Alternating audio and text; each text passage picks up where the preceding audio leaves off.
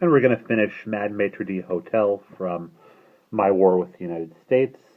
We've heard the contrasting story of the happy madman who was a maitre d' hotel in Germany, a hotel that I imagine looked a little bit like the Grand Budapest Hotel in the movie Grand Budapest Hotel, and how he, covered himself with perfume and cut the heads off flowers and locked himself in a church and rang the bells, and that's kind of what Ludwig, our narrator was hoping would happen.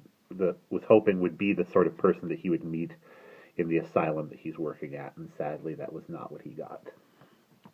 The Irishman was right about the man who searches in the toilet bowl. He bit through the throat of an attendant while he was helping put another man down. They had to beat him unconscious, 6 of them, ramming their elbows into his nose and abdomen to get him loose while he shook all of them back and forth between the walls. The attendant is in the hospital. A happy case has arrived at last. A sweet little patient whom I liked at once.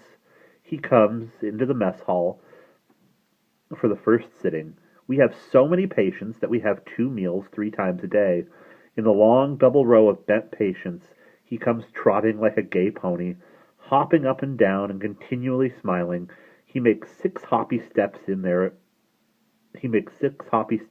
One, and when he comes to the column that holds up the ceiling in the middle of the room, he dances around it quick enough to be in his place again while the others just pass. Next, he has a little ceremony for his stool.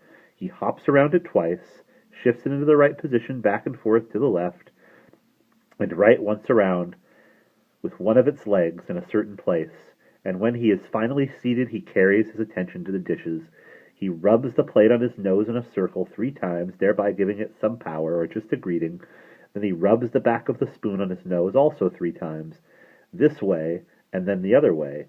Then comes the cup, the bottom of that, and then the rim. He whispers a few words into the cup and rubs it on the table.